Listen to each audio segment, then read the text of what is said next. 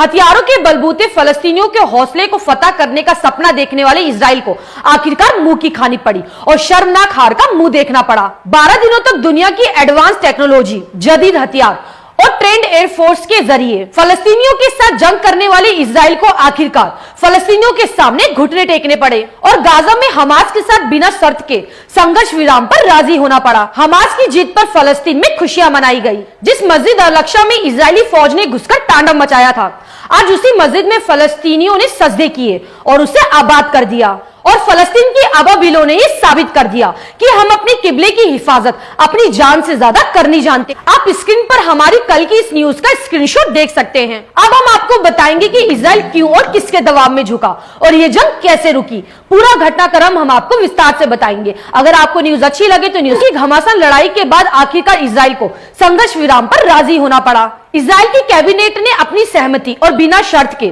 संघर्ष विराम के समझौते पर मोहर लगा दी। दरअसल ये इजराइल की हार और हमास की जीत है, क्योंकि फलस्तीन पर हमलों की शुरुआत इजराइल ने की थी और इजराइल के हमलों का मुंह तोड़ जवाब हमास ने दिया था।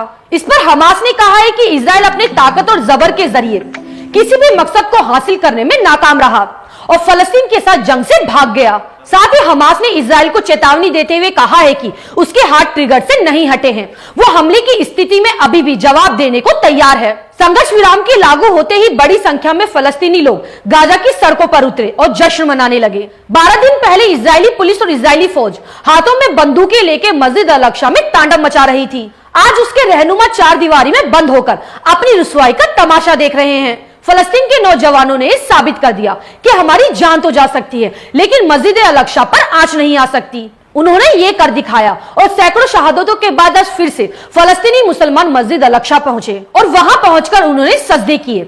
इजरायली फौज मुसलमानों के जज्बे के आगे जलील होकर रह गई। मस्जिद अल-अक्सा में आज फिर से अल्लाहू अकबर की आवाजें गूंज रही हैं और जालिम अपनी शिकस्त का मातम मना रहा है। इस जंगबंदी का ताज भले ही अपने सर में सजाने के लिए अमेरिकी राष्ट्रपति जो बाइडेन ढिंडोरा पीट रहे हैं, लेकिन इस जंग को रोकने की सबसे बड़ी भूमिका रूस की रही है। हमने आपको कल ही बताया था कि इजराइल के प्रधानमंत्री बेंजामिन नेतन्याहू ने अमेरिकी राष्ट्रपति जो बाइडेन की वो अपील ठुकरा दी, जिसमें उन्होंने जंग रोकने को कहा था। नेतन्याहू ने कहा था कि हम गाजा पर हमले जारी रखेंगे जब तक हमास खत्म नहीं हो जाता। साथ ही मीडिया टुडे टीवी ने आपको ये खबर भी दी थी कि ये जंग 24 घंटे में रुक जाएगी। अब 24 घंटे के अंदर ही इजराइल ने संघर्ष विराम का ऐलान कर दिया और ये जंग रुक गई। अब ये समझिए ये कैसे हुआ।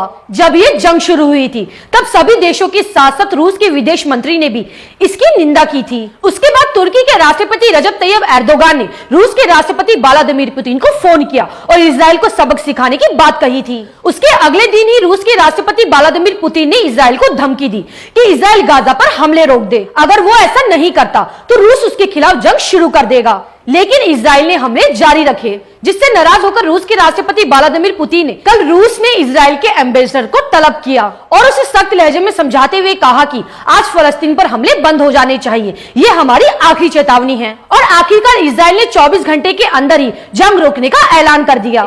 कल जब रूस ने इजराइल के एम्बेसडर को तलब किया तब गोदी मीडिया ने यह खबर दबा दी थी। अमेरिका की न्यूज एजेंसी रॉयटर ने इस खबर को प्रकाशित किया है। आप स्क्रीन पर इसका स्क्रीनशॉट देख सकते हैं। आप मिलेंगे अगली खबर के साथ। आपको मेरी ये न्यूज कैसी लगे मुझे कमेंट करके जरूर बताएं। शुक्रिया।